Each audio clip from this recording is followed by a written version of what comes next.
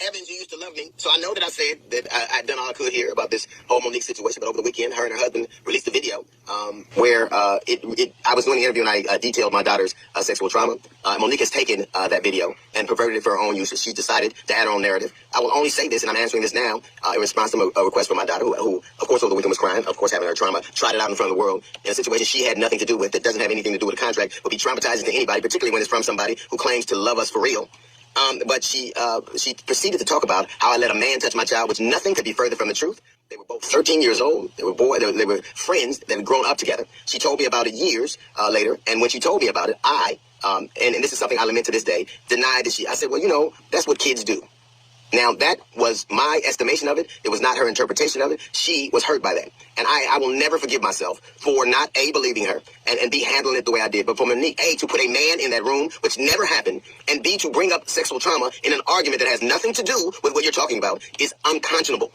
My daughter Tyler addressed it, my daughter Ryan addressed it with her in the letter. And the thing that I was most proud about in the letter is not only that she held her head high because she's supposed to.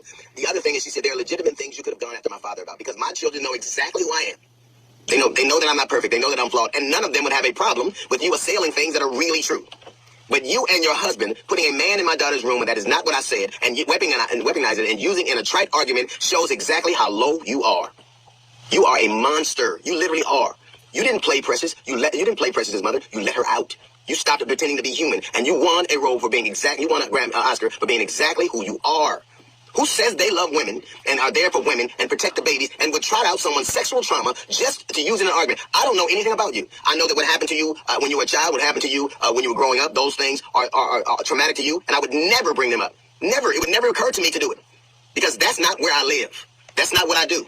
You have had this argument or this show be about everything. It was about a contract. It was not. It was about an insult on my radio station. The question never aired. You know it never aired. And you continue to have this. And then you have the temerity to answer my daughter's letter with an invitation to come on my show. I will never let you on my show. Never. We will never talk to my children. I will never have anything to do with it. You do not exist. Maybe leaving my children out of your mouth will leave you room for the food you love so much. Look. You can continue to do whatever you want to me. That is fair game. I'm in this business. For you and your husband to continue to do things like this, you have already, first it was a contract. You've attacked everything. The dog, my wife, now my children. Enough. Enough. You do not exist to us. You don't get to break my family. You don't get to do that. I don't know if you ever had a man who loved you as much as I love my children. I don't know if you've ever had anybody who's standing in your stead, because the man next to you damn sure ain't doing it. All he's doing is wrecking what's left of the rubble of a career that you're pretending to build, trying to build back. Leave my children alone. Stay with me and we're fine. You're a horrible woman. You love women like Ike loves Tina. And that girl over there, well, I shouldn't call you a girl, this woman over here, you know one thing for sure. I love you. And I'd never let it. And I'm your daddy for real. And you don't have to pay me for it. One day I hope that you're happy and you can stop being such a miserable, low human being. Maybe one day you will get to be as small as you often act. That's a little note from the GED section. We got the Jazz Report coming up in 15 minutes. It's the DL Hughley Show.